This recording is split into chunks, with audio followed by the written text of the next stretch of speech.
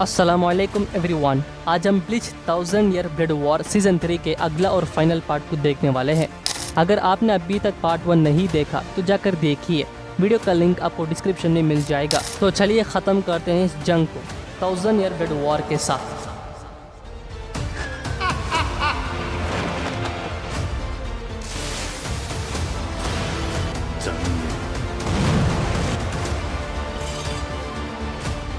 반가이 가텐교토 스카라마츠 신지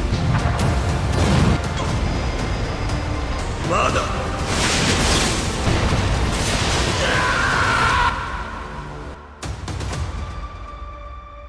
बारो शिनिगामी को टारगेट नहीं कर पा रहा था तो वो सामने हमला करने का सोचता है। वही कैप्टन ज़ाराकी मायोरी अपनी टीम को लेकर आगे बढ़ते हैं, पर तभी उनके रास्ते में परंग का जहाज आ जाता है। हमेशा की तरह ज़ाराकी और मायोरी झगड़ने लगते हैं। ज़ाराकी को उससे देखकर जोश आ जाता है तो वो उस पर वार करने जाता है।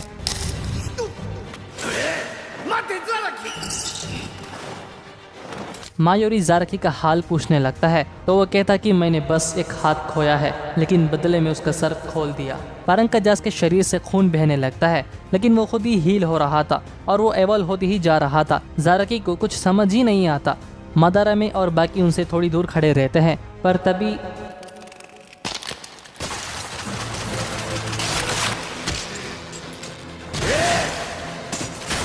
मादारा में देखकर हैरान था कि ज़ाराकी का हाथ खुद ही लपेटते ही जा रहा था।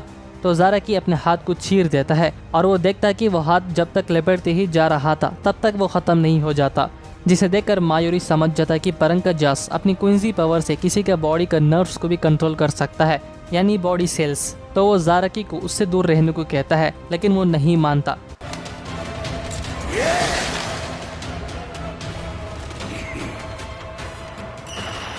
परंग का जहाज ज़ाराकी का बहुत ही बुरा हाल कर देता है। तभी मायोरी अपना स्वॉर्ड ज़ाराकी के शरीर में घुसा देता है, जिसे देखकर ज़ाराकी को गुस्सा आता है। तभी मायोरी अशोक गिजिसो एक्टिवेट करता है, जिसे ज़ाराकी पैरालाइज हो जाता है तो वो हिल भी नहीं पाता। आगे मायोरी परंग का जहाज से कहता है कि मैं अभी ज़ाराकी को खो नहीं सकता, क्योंकि वो मॉन्स्टर मुझे आने वाले वार में काम आएगा, और ना ही वो उससे डरता है। तो परंग का जहाज अपने नर्व से उस पर हमला करता है तो मायोरी एसिड उस पर फेंकने लगता है, जिसे उसे तकलीफ होती है। मायोरी को परंग का जहाज एक अच्छा टेस्ट सब्जेक्ट लगता है, जिसे देखकर वो काफ़ी एक्साइटेड हो जाता है। फिर वो ज़ाराकी को देखता है। आमतौर पर पैरालाइज के हालात पर कोई भी अपने शरीर के किसी भी ऑर्गन्स को हिला नहीं पाता, पर ज़ाराकी अपने आंखों से उसे घूरने लगता है, जो देखकर मायोरी कहता है कि तुम सच में एक मॉन्स्टर हो। फिर वो परंग का जहाज का बेइज्जती करने लगता है, जो सुनकर उसे बहुत ही गुस्सा आता है। तो वो अपना असली रूप दिखाता है, जिसे देखकर मायोरी समझ जाता कि वो असल में सोल किंग का लेफ्ट आर्म है। ये बस मायोरी का अजम्पशन है, क्योंकि उकितागे के साथ सिमिलर यही केस है। परंग का जहाज उन पर हमला करने लगता है तो मादारा में और उसके साथ ही वहाँ से भागने लगते हैं, लेकिन मायोरी उसका सामना करता है और उसकी पावर्स को देखकर और एक्साइटेड हो जाता है। मादारा में बोलता है कि आप ऐसे हालत में खुश कैसे हो सकते हो। मायोरी बोलता है कि मुझे ऐसे ऑब्जेक्ट मिला है जो मैंने आज तक कभी नहीं देखा, और ये मेरे उम्मीद से भी आगे जा रहा है। अगर खुश ना हो तो क्या करूं? परंग का जहाज मायोरी का बॉडी सेल्स को कंट्रोल करने की कोशिश करता है, लेकिन मायोरी वहाँ से भागने लगता है। पर वो इस हमले की वजह से मायोरी का आर्मर टूट जाता है और वो देखता है कि परंग का जहाज की नर्व्स पूरे ग्राउंड में फैला हुआ है। तो मायोरी एरियल ओहो का इस्तेमाल करता है, जिसके मदद से क्वींजीज उड़ते हैं। खैर, मायोरी अपना टेस्ट सब्जेक्ट इस्तेमाल करके परंग का जहाज का एक फिंगर काट देता है। अनफॉर्चुनेटली वो फिंगर्स के नर्व्स मायोरी को घेर लेता है, जिसे उसकी भी एक फिंगर टूट जाता है, पर वो अपने आप को मरने से बचा लेता है। वो उसके नर्व्स को पकड़ लेता है। परंग का जहाज अपने कटे हुए फिंगर्स का इस्तेमाल करके उस पर वार करता है।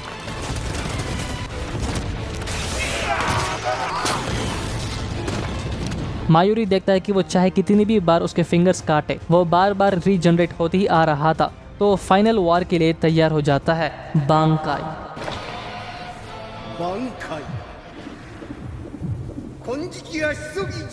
मायोरी बताता है कि ये कुंजिकी अशोक गिजिसो का एक वेरिएंट है, माताई फोकेन। इसके पास दूसरे अशोक गिजिसो का जन्म देने की एबिलिटी है।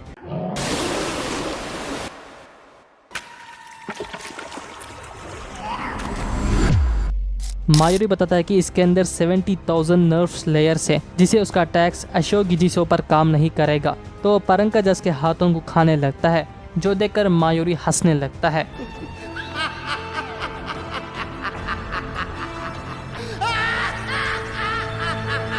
अशोक गिजिसो परंकाजस को निगल जाता है, जिसे देखकर वो हंसने लगता है, लेकिन अशोक गिजिसो उसे पूरी तरह ऑब्जर्व नहीं कर पा रहा था, तो वो डिस्ट्रॉय हो जाता है। अब तक सभी को मायोरी का स्पिरिचुअल प्रेशर्स महसूस हो जाता है और वो सब किंग पैलेस की तरफ दौड़ लगा रहे थे। शिंजी बोलता कि हमें नहीं पता दुश्मन कहां से हमला करेगा, इसलिए हमें बिना रुके आगे बढ़ना है। बारो उन पर टारगेट सेट करता है। शुंजी कहता है कि इतने नुकसान के बाद भी हमें दुश्मन का ठिकाने का कोई अंदाजा नहीं है, लेकिन इस बार ऐसा नहीं होगा। वो दुश्मन का ठिकाना ढूंढ लेता है, लेकिन बारो कहता है कि मैं तुमसे बहुत उम्मीद रखी थी। तभी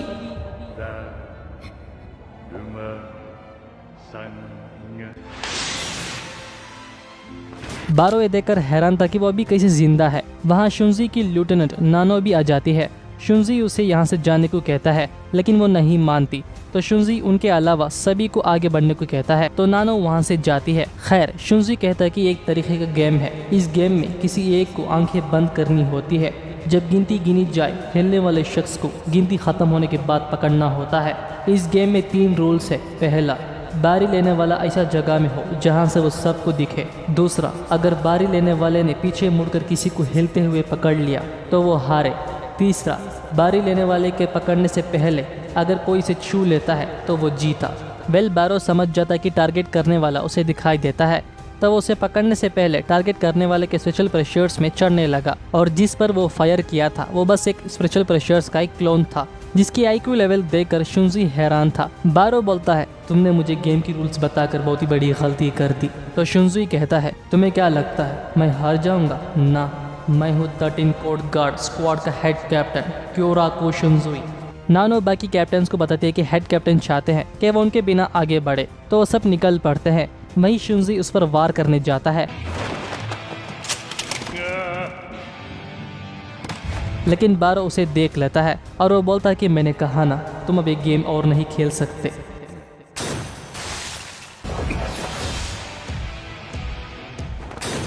शुंजी देखता है कि उसके पैर में चोट लगी हुई है, तभी वो अपने आप को इंट्रोड्यूस करवाता है, मैं हूँ स्टर्न रीडर एक्स, ले बारो, मेरी ताकत सब कुछ काट सकती है, मेरे वार से बचने का कोई कॉन्सेप्ट की जगह नहीं है। बारो उसके शेडो पर फायर करता है। शुंजी उसके करीब आ जाता है, जिसे उसका गन कट जाता है, लेकिन बारो उसे दोबारा अपनी ऋषि पावर से बना लेता है। लेकिन शुंजी उसे नहीं छोड़ता, वो उसे काटने ही वाला था, पर बारो बच जाता है, लेकिन वो शुंजी का जाल में फंस जाता है, जिसे उसे सिर्फ शुंजी का शेडो ही नजर आता है।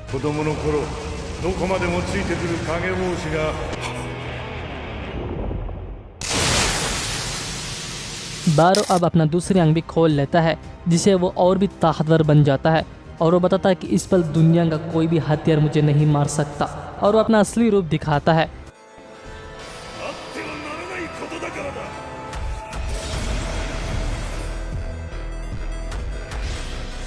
शुंजी अब उसके वार से बच नहीं पाता, पर वो इतना घायल होने के बाद भी तेज दौड़ पाता है, जिसे वो एक सेफ प्लेस में छिप जाता है।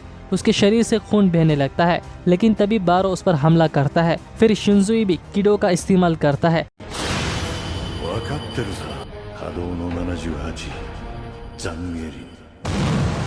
इसके बाद हम इचिगो को देखते हैं, वो नकला वार से लड़ रहा था। खैर, शुंजी भाग भाग के थक गया था और वो वहां पहुंच जाता है जहां से वो एंटर हुए थे, और उसे उम्मीद है कि अब तक सभी दूर चले गए होंगे, और वो बोलता है कि मुझे माफ करना नाना, तुम्हें इसमें लाने के लिए। बांजिनो बांकाई।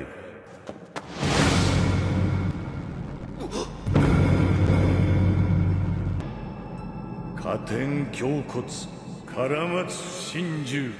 इचिगो समझ जाता है कि स्पिरिचुअल प्रेशर्स क्योराको शिंजुई का है। शुंजी अब उसके सामने आता है। उसकी बांकाई में सिर्फ अंधेरा और तन्हाई से भरी है। बारो उस पर वार करता है, जिसे वहाँ एक बहुत ही बड़ा धमाका होता है।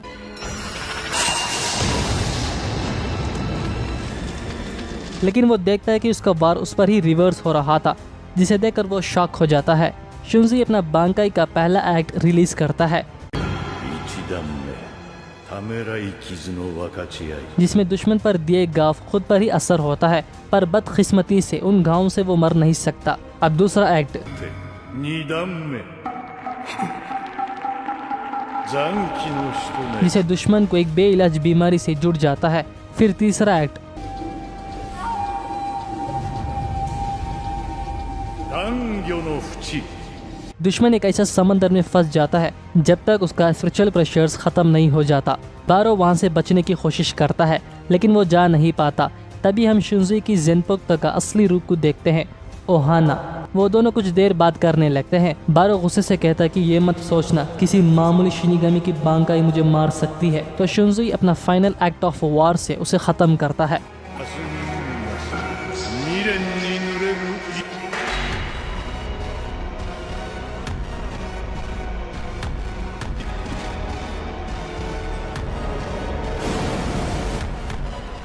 जिसे वो समंदर के गहराइयों में डूब जाता है। शुंजी भी बहुत ही घायल हो गया था तो उसे ओहाना थाम लेती है और वो खुश थी कि शुंजी जीत गया। साथ ही उसे डर भी था कि वो मर न जाए।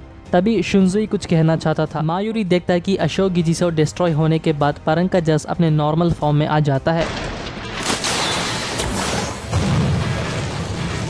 सोल किंग का लेफ्ट आर्म खुद को क्वींसी कहते हुए देखकर मायूरी हैरान था। तो सोल किंग का लेफ्ट आर्म कहता है कि तुम गलत हो, मैं हमेशा से क्वींसी था।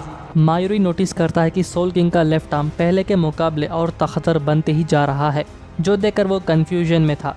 परंग का जस अपने क्वींसी एरो इस्तेमाल करता है जिसमें नर्व्स जुड़े हैं। तो मायूरी अपना जान बचाने के लिए एक हाथ काट देता है, पर वो तीर उसे हिट करने ही वाला था। तभी नेमोरी आकर उसे बचा लेती है, लेकिन उसे भी अपना एक हाथ खोना पड़ता है और वो सीधा ग्राउंड में गिरने वाली थी, लेकिन मायूरी उसे बचा लेता है। इस तरह वो दोनों एक दूसरे को मदद करके बच जाते हैं। फिर मायूरी उसे डांटने लगता है कि वो बीच में दखल दिया जिसे वो मर सकती थी। तो नेमोरी बोलते कि मुझे लगा आपको मेरी ज़रूरत है। तो मायूरी समझ जाता है कि वो ओन डिसीजंस उठा सकती है, लेकिन वो उसे ओन डिसीजंस उठाने से मना करता है। खैर, अब वो दोनों अपने हाथ को रीजनरेट कर लेते हैं। इसके बाद मायूरी परंग का जस को मारने जाता है तो वो अपना प्लान नेमोरी से कहता है, मैं उड़ते वक्त पूरे ग्राउंड पर हाई लेवल पॉइजन फैला दूंगा जिससे मुझे भी इफेक्ट होगा। नेमोरी, तुम्हारा काम है नर्व्स को जमा करने वाला सेल में ये पॉइजन इंजेक्ट करना। ये नर्व से जुड़े सारे ऑर्गन्स को फ्रीज कर देगा जिसे वो कुछ भी नहीं कर पाएगा। ग्राउंड में ऑलमोस्ट पॉइजन फैल चुका था तो वो नर्व्स काम नहीं करता, जिसका फायदा उठाकर नेमोरी वो पॉइजन को इंजेक्ट कर देती है।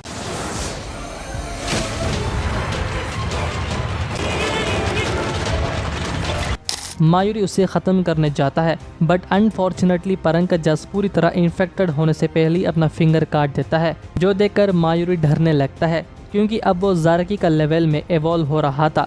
अगर ऐसा ही चलता रहा तो वो जीत नहीं पाएंगे। तो मायूरी नेमोरी को वहाँ से भागने को कहता है, बट एट दिस मोमेंट परंग का जस अशोक गिजिसो का एबिलिटी इस्तेमाल करता है। मायूरी की जान अब खतरे में है, जो देखकर नेमोरी को बहुत ही गुस्सा आता है।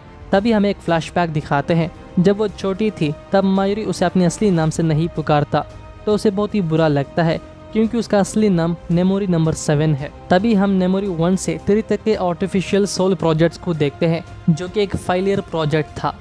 असल में मायूरी आर्टिफिशियल सोल रिपर बनाने के लिए बहुत ही मेहनत की थी, लेकिन जब नंबर 7 सक्सेसफुल आर्टिफिशियल सोल थी, जो देखकर मायूरी बहुत ही खुश था।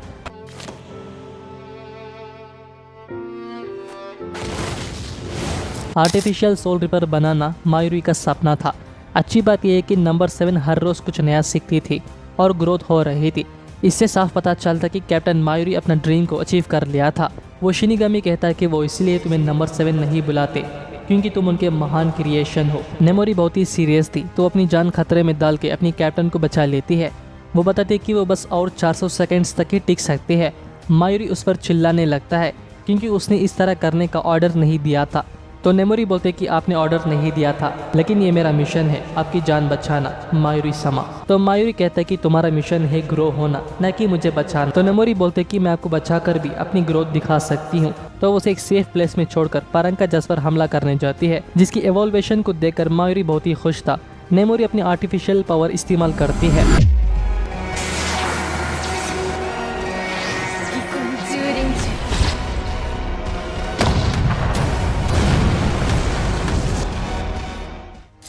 जिसे वहाँ एक अल्टीमेट ब्लास्ट होता है। नेमोरी अपने लिमिट पहुंच गई थी, but the sad moments happen now.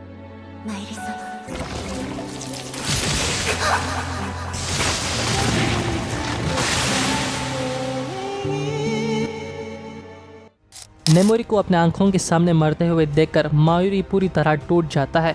पारंगाजास नेमोरी का बचे हुए ऑर्गन्स और शरीर के हिस्सों को खाने लगता है। तभी मायूरी उसका ब्रेन उठा लेता है। पारंगाजास उसे खाने की कोशिश करता है लेकिन वो उसे टच नहीं कर पा रहा था। तभी मायूरी उसे एक सीक्रेट बताता है।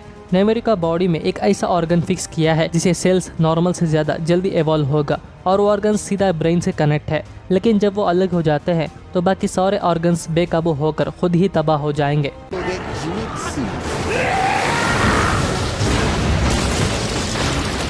फाइनली मायूरी पारंगाजास को ख़त्म कर देता है और वो भी अपना लिमिट पहुंच गया था तो वो भी बेहोश होकर पड़ जाता है। तो मादारामे और उसका साथी उसे उठा लेते हैं। मायूरी पहले से ही हित्सुगे के बॉडी को प्रिजर्वेशन पॉट्स पर अरेंज कर दिया था।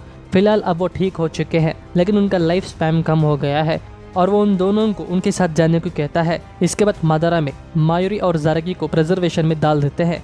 फिर वो भी मायूरी को थैंक्स कहकर आगे बढ़ते हैं। मायूरी नेमोरी का ब्रेन अपने साथ ही रखता है और वो बहुत ही खुश था क्योंकि वो अपना ड्रीम को अचीव कर लिया था और वो राह का मजाक उड़ाता है कि वो उसे पीछे छोड़ दिया क्योंकि वो उसे इंटेलिजेंट मानता है। खैर वो क्वींजीज यू हवा के कैसल में पहुंच जाते हैं तो उनका सामना सोल्जर से होता है तो उनके बीच वार शुरू हो जाता है लेकिन वो नहीं मरते। तभी वो नोटिस करते हैं कि उनके चेहरे में यू हवा की तरह पावर्स मिल रहे थे। वहीं हशवाल्ट कुछ क्वींजीज को इशड़ा पर नजर रखने को कहता है लेकिन तभी वहाँ बाज भी आ जाता है। बाज भी उसे लड़ने के लिए तैयार हो जाता है। एपिसोड के शुरुआत में हम एक शिनिगामी को देखते हैं। उसकी पत्नी एक हेयर पिन गिफ्ट करती है ताकि वो दूर रहकर भी उसे याद रखे, जो सुनकर वो मुस्कुराने लगता है। वहाँ उसका छोटा भाई भी रहता है। वो ये सब देखकर अजीब से मुस्कुराता है तो उसका बड़ा भाई उसे डांटता है, जाओ जाकर पढ़ाई करो। ये सुनकर उसकी पत्नी हंसने लगती है। फिर वो भी वहाँ से जाने लगती है। सच कहूँ तो वो अपनी बीवी से बहुत ही प्यार करता है। इसके बाद हम शिनजुई को देखते हैं। वो ओहाना से कुछ कहना चाहता था लेकिन तभी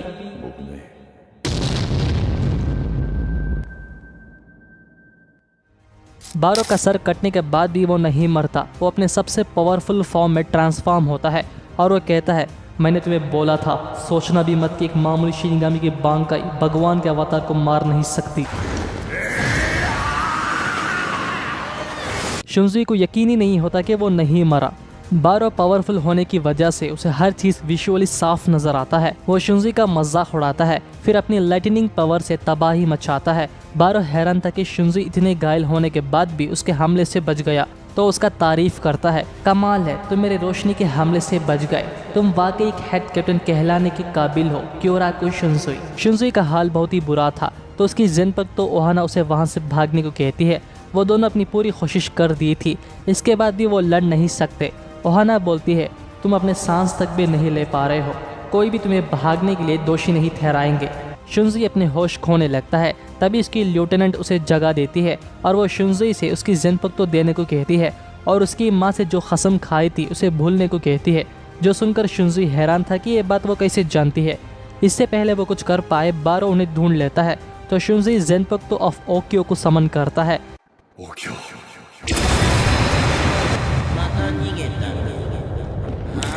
जिसकी मदद से वो दोबारा अंधेरे में छुप जाते हैं।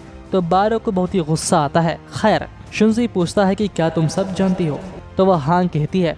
शिनजुई उसे उसकी जनपद को देने डिसाइड करता है, क्योकोत्सु। बारो अपनी स्पेशल पावर से उन्हें ढूंढ लेता है तो वो अपनी पावर से उसे मारने डिसाइड करता है। तभी नानाओ शेडो से बाहर निकलती है। नानाओ पहले से ही जानती है कि काथेन क्योकोत्सु में खातेन और क्योकोत्सु टूटी हुई है लेकिन उसे यकीन ही नहीं होता कि वो उसकी जनपद तो है। तो शिनजुई बताता है कि क्योकोत्सु फिलहाल पूरी तरह उसकी जनपद तो नहीं है। ओहाना ने ओक्यो को जन्म दिया नानाओ की जनपद को छुपाने के लिए, ये उसकी माँ की इच्छा थी। नानाओ पूछती है कि क्यों, तो शिनजुई उसे सब बताता है। इसे फैमिली में रिकॉर्ड्स के मुताबिक उनके यहाँ सिर्फ औरतें पैदा होती है, इसलिए वो अपनी बेटी का शादी दूसरे फैमिली से करते हैं। लेकिन कहते हैं इसे फैमिली में जिस मर्द की शादी होती है वो इसे कर्ज की वजह से जल्दी मर जाता है। कुछ लोग इस कर्ज को बकवास मानकर हंसे, लेकिन तुम्हारी माँ इस कर्ज को तोड़ना चाहती थी पर अंत में उसका पति भी मर गया। वो कोई और नहीं, शिनजुई का बड़ा भाई था। आगे शिनजुई बताता है कि तुम्हारी माँ हमारे परिवार में आने के बाद उसका घर में बहुत ही सुकून था और मैं उनके घर में जाकर मस्त नींद लेता था, लेकिन फिर मेरा बड़ा भाई मर गया। इसके बाद उसकी पत्नी को इसे फैमिली में वापस भेज दिया गया। इस कर्ज की वजह से वो बहुत ही टूट चुकी थी उसे लगा कि ये सब उस स्वॉर्ड की वजह से है। वो कैसे भी करके अपनी होने वाली बेटी को बचाना चाहती थी। चुनजुई वो स्वॉर्ड ले लिया और ओक्यो के अंदर छुपा दिया। नानाओ अब उस स्वॉर्ड की पूरी जिम्मेदारी उठाने तैयार थी, तो शुनजी वो स्वॉर्ड को उसके पास दे देता है। इसे फैमिली में अपनी रिवाजों पर चलते हैं और अपने पास ज़ेनपेक्तो नहीं रखते। फैमिली के हेड सिर्फ एक ज़ेनपेक्तो को जनरेशन से जनरेशन आगे बढ़ाते हैं। एक बिना ब्लेड वाली स्वॉर्ड है। कहते हैं कि इसमें भगवान का सामना करने की भी ताकत है। इसे कहते हैं 真剣発狂剣 बारो उस स्वॉर्ड को देख नहीं पाता क्योंकि वो ज्यादा चमक रहा था। साफ कहूँ तो ये स्वॉर्ड देवताओं की शक्ति को उन्हीं की तरफ पलट सकती है। शुनजुई उस स्वॉर्ड को लेने से मना करता है, लेकिन वो बताते हैं कि ये कर्स सिर्फ इसे फैमिली मेंबर्स पर असर होती है और वो किसी के ऊपर भरोसा करे वो सिर्फ शुनजुई है जिसे वो स्वॉर्ड दे। तो शुनजुई मान लेता है। नाना उस पर वार करती है लेकिन वो बच जाता है। लेकिन बारो को एहसास हो जाता है कि सच में उस स्वॉर्ड से खतरा है, तो उसे पूरी तरह ख़त्म करने डिसाइड करता है। वहीं शुनजुई ये सब अपनी गलती मानता है क्योंकि जब वो स्वॉर्ड लिया था तो उसकी भाभी को स्वॉर्ड खोने की वजह से दोषी पाया और उसे मौत की सज़ा दे दी गई, जो सुनकर शुनजुई पूरी तरह टूट गया था। सच कहूँ तो शुनजुई को जिम्मेदारियाँ लेना बिल्कुल पसंद नहीं था, तो वो नानाओ से कहता है इस बोझ को मेरे ऊपर से हल्के करो। नानाओ भी घायल हो गई थी। बारो नोटिस करता है कि हेड कैप्टन बाहर आ गया। बारो अपना फाइनल वॉर के लिए तैयार था, तो शुनजुई बोलता है चिंता मत करो, मैं तुम्हारे साथ ही हूँ। एंड नाउ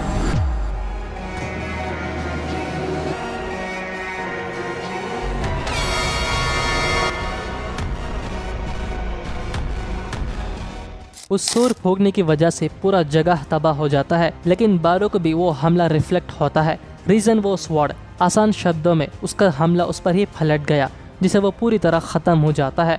अब वो दोनों अपना लिमिट पहुंच गए थे, तो वो थोड़ा आराम करते हैं। एपिसोड के शुरुआत में हमें हशवाल्त और बाज़बी की फ्लैशबैक दिखाते हैं। हशवाल्त एक रैबिट पर हमला करता है लेकिन वो मिस हो जाता है, तो बाज़बी अपनी क्वींजी एरो से उसे पकड़ लेता है। इसी तरह वो दोनों एक दूसरे से मिले थे। बाज़बी अब हशवाल्त पर हमला करता है। बाज़बी बोलता है मैं महाराज की पावर को मारने वाला हूँ, तुम्हारे साथ गद्दार कहेंगे। वो हशवाल्त पर हमला करता है लेकिन उसका एक वार भी उसे हिट नहीं करता। वो दोनों एक साथ शिकार करने जाते हैं क्योंकि तब हशवाल्त क्वींजी पावर इस्तेमाल नहीं कर सकता, तो बाज़बी उसे मोटिवेट करता है कि वो भी कर सकता है।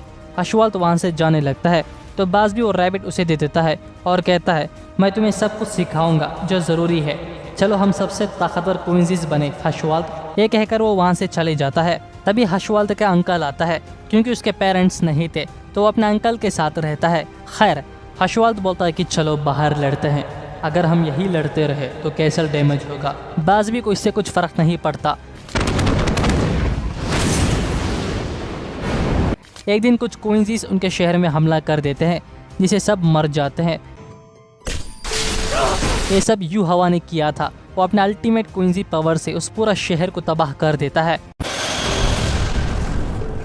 बाज़बी अपनी फैमिली खो चुका था, तभी यू हवा वहाँ से निकल पड़ता है। उस वक्त उसके पास इन्फिनिट पावर थी। वहाँ बाज़बी के अलावा सिर्फ हशवाल्त बचा था। कहते हैं कि यू हवा 200 सालों से जिंदा है और वो क्वींजीज का पिता है, तो वो दोनों यू हवा को मारने डिसाइड करते हैं जिसने ये सब किया। इसके बाद वो दोनों एक साथ जिंदगी गुजारना शुरू किया और कड़ी ट्रेनिंग करने लगे, पर हशवाल्त अभी भी अपनी क्वींजी पावर इस्तेमाल नहीं कर पा रहा था। तभी यू हवा अपने आदमी से कहता है कि वो एक नई यूनिट बनाए, तो वो आदमी को कुछ समझ ही नहीं आता क्योंकि अब कब्जा करने के लिए कोई जगह नहीं बचा। तो यू हवा बोलता है हम अगला कब्जा करेंगे सोल सोसाइटी को, उन्हें हराने के लिए एक नई यूनिट चाहिए होगी, उस यूनिट का नाम होगा स्टर्न रिटर्स। वहीं वो दोनों 5 सालों तक काफ़ी ट्रेनिंग कर रहे थे। हशवाल्त अभी भी वैसा ही था, पर कुछ दिन बाद यू हवा के सोल्जर्स ये अनाउंस करते हैं कि वो एक नई यूनिट बनाई है, तो वो जिसे मर्जी है उन्हें ज्वाइन करने को कहता है। तो बाज़बी और हशवाल्त आगे बढ़ते हैं, लेकिन वो क्वींजी साफ मना कर देता है और उनका मजाक उड़ाता है। तो बाज़बी उसे लड़ने के लिए चैलेंज करता है। वो दोनों एक दूसरे से लड़ने के लिए तैयार हो जाते हैं, लेकिन तभी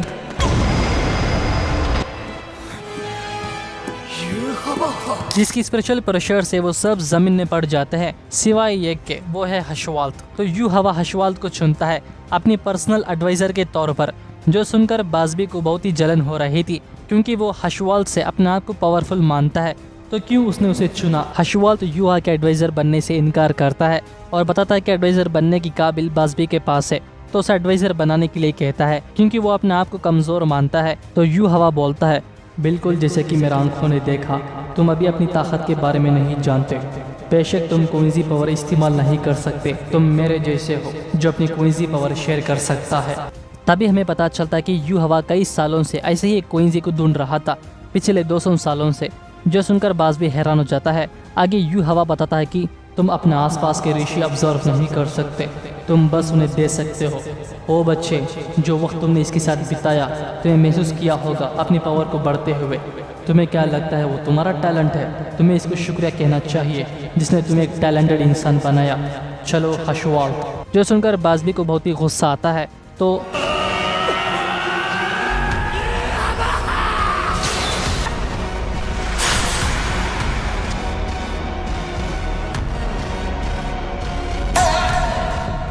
हशवाल्ट उसे घायल कर देता है और उसे सब कुछ रोकने को कहता है, लेकिन वो नहीं मानता। 俺と勝負しろまだ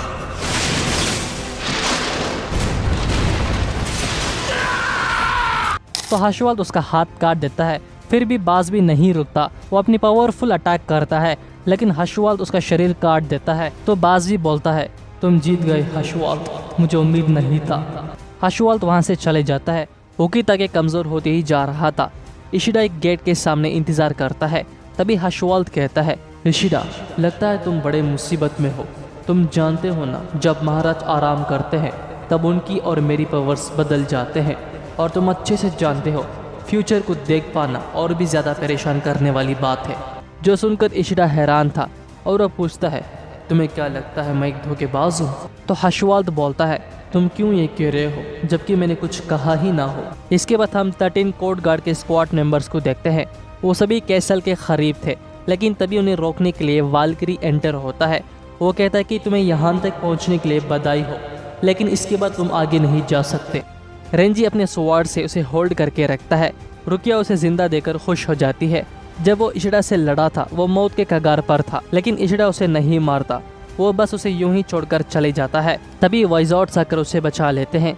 शिंजी रेंजी से कहता कि वो उसे संभाले, लेकिन वाल्किरी बोलता है, तुम्हें किसने कहा कि यहाँ 1 वर्सेस 1 होगा? 1-on-1 बैटल में तुम एक मिराकल को कभी नहीं हरा सकते, एक साथ लड़ो मुझसे। नकलावार अपनी रॉयल गार्ड्स के बारे में बताता है।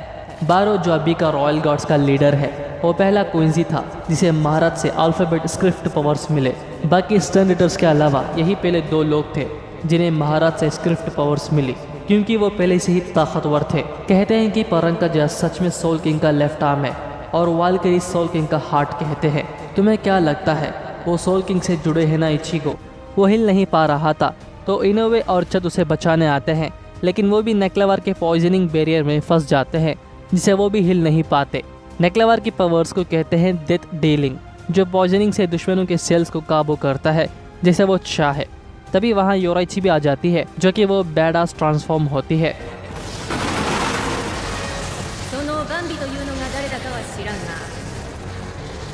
नेक उस पर तीर चलाता है, लेकिन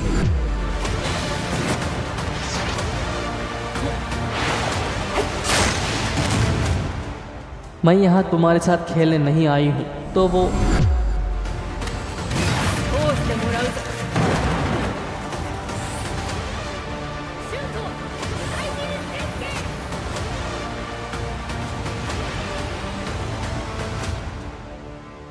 थर्टीन गॉड्स के स्क्वाड मेंबर्स भी वाल्किरी को हरा देते हैं। वाल्किरी बोलता है, क्या तुम सब इतना ही कर सकते हो? 13 कोड गार्ड के कैप्टन्स और लेफ्टिनेंट्स, अब मैं दिखाता हूँ मिराकल किसे कहते हैं। वो बात कर ही रहे थे, तभी ब्याकुया उसका सर कुचल देता है और उसके शरीर को पीस पीस कर देता है। तभी वहाँ जलजला होने लगता है। योराइची इनोए को बचा लेती है और उसे जल्द हील होने को कहती है, फिर बाकियों को हील करे, क्योंकि उन्हें यू हवा को रोकना ही होगा। तीनों दुनिया की संतुलन बिगड़ते ही जा रहा था। ओकिता तक अपना लिमिट पहुंच गया था, जो देखकर यू हवा स्माइल करता है। अब तक इनोए सबको हील कर चुकी थी। योराइची बोलते कि वो सब कैसल की तरफ आगे बढ़े, वो उनकी दुश्मन की डेथ कंफर्म करने के बाद आएगी, तो इचिगो से सुरक्षित रहने के लिए कहकर आगे बढ़ते हैं। नेक अपने आप ही हील हो गया था। तभी वहाँ योराइची का छोटा भाई योशिरो आता है। योराइची पूछते कि वो यहाँ क्या कर रहा है, तो योशिरो बताता है कि वो उसे मदद करने के लिए आया है। जो सुनकर योराइची को गुस्सा आता है। खैर, नेक बोलता है ये कोई बच्चों का खेल नहीं है, तो रास्ते से हटो। लेकिन योशिरो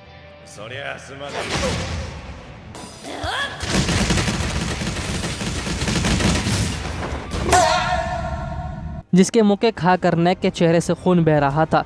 वो उसे रुकने को कहता है। योशिरो बताता है कि वो कोई बच्चा नहीं है, वो है शोहिन क्लैन 23rd का हेड लीडर। वो वहाँ धमाका मचाने लगता है। स्क्वाड मेंबर्स भी आगे बढ़ रहे थे, लेकिन तभी वो देखते हैं कि वाल्किरी एक मॉन्स्टरस के साइज में इवॉल्व हो गया था। वो उन पर पागलों की तरह वार करता है।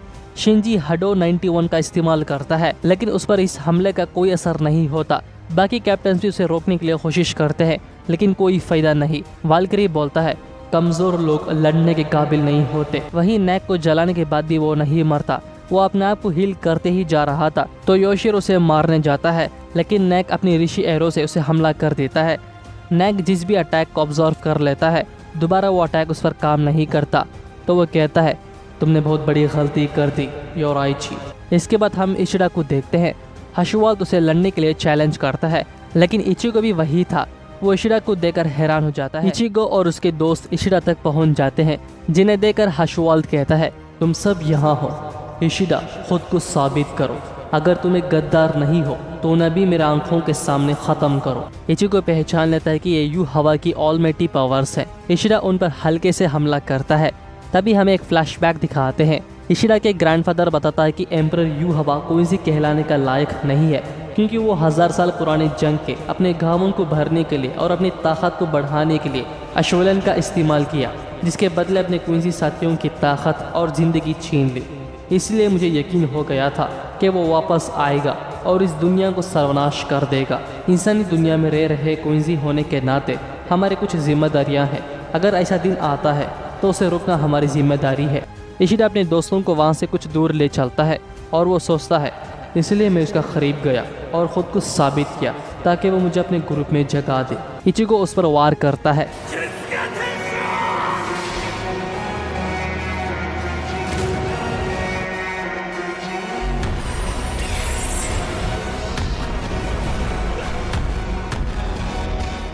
वहीं वो स्टर्न रिटर्स जो यू हवा को मारना चाहते थे वो किंग पैलेस में एंटर हो जाते हैं। वो एक साथ उस पर वार करते हैं। योराइची अपने भाई को दूर ले चलती है, लेकिन नेक भी उसे ढूंढ लेता है। योराइची उस पर हमला करती है, लेकिन वो उससे तेज था तो वो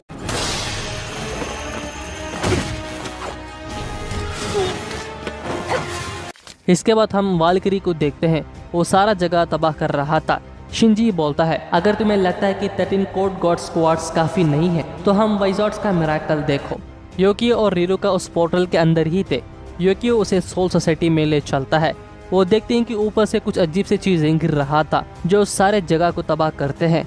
आइजन बोलता है वो क्या कर रहे हैं। तभी हम देखते हैं वो सब बारो की वेसल थे। वो पूरा सोल सोसाइटी को खत्म करने की कोशिश करते हैं। इजुरु उसे खत्म कर देता है। वो बहुत ही गुस्से में था। इसके बाद हमें और एक फ्लैशबैक दिखाते हैं।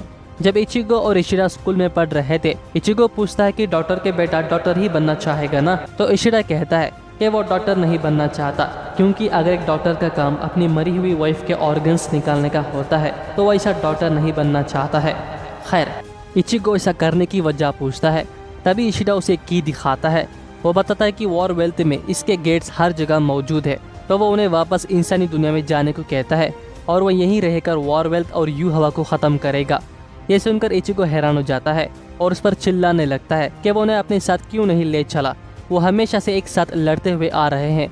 तो इशिडा बोलता है कि मैं जानता था तुम ऐसा ही कहोगे, इसलिए मैं बिना बताए चले आया। तुम यू हवा को हरा नहीं सकते। तो इचिगो पूछता है कि क्या वो हराएगा। इशिडा बताता है कि ये काम सिर्फ वही कर सकता है, क्योंकि उसके अंदर अपनी माँ और अपने मास्टर का खून है। वो उन्हें जल्द यहाँ से जाने को कहता है, इससे पहले कि हशवाल्ट उन्हें ढूंढ ले। तभी हशवाल्ट कहता है, मैं समझा नहीं इशिडा, मैं तुमसे पहले ही कह चुका हूँ कि मैं फ्यूचर को देख सकता हूँ। और वो गेट ऑफ द सन को भी तबाह कर दिया था, जिसे वो इंसानी दुनिया जा सकते हैं। मैं अब इसे खत्म करने वाला हूँ, वो भी महाराज के जागने से पहले। जो सुनकर इशिडा समझ जाता कि अब यू हवा अपनी ऑलमाइटी पावर इस्तेमाल नहीं कर सकता, जिसे वो फ्यूचर्स देखता है। तो वो इचिगो से कहता है कि वो उसे जल्द खत्म कर दे और वो यहाँ रहकर हशवाल्ट को संभालेगा। इशिडा पूछता है कि वो क्यों उनका पीछे नहीं गया। तो हशवाल्ट बोलता है कि मैं क्यों उनका पीछे जाऊंगा जबकि वो मरने वाले हैं। इसके बाद वो लड़ने के लिए तैयार हो जाते हैं। तभी हम देखते हैं इचिगो और इशिडा के डैड भी वॉर वेल्थ में एंटर हो जाते हैं। इचिगो यू हवा की तरफ आगे बढ़ रहा था, वहीं वो स्टर्न रिटर्स सभी बहुत ही घायल हो चुके थे। यू हवा के चारों तरफ अंधेरा घेरा हुआ था।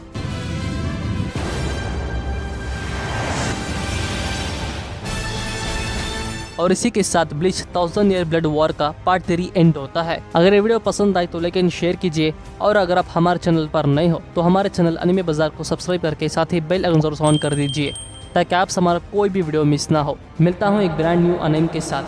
शुक्रिया। 言葉に姿があったなら暗闇に立つ君に届きはしないだろう。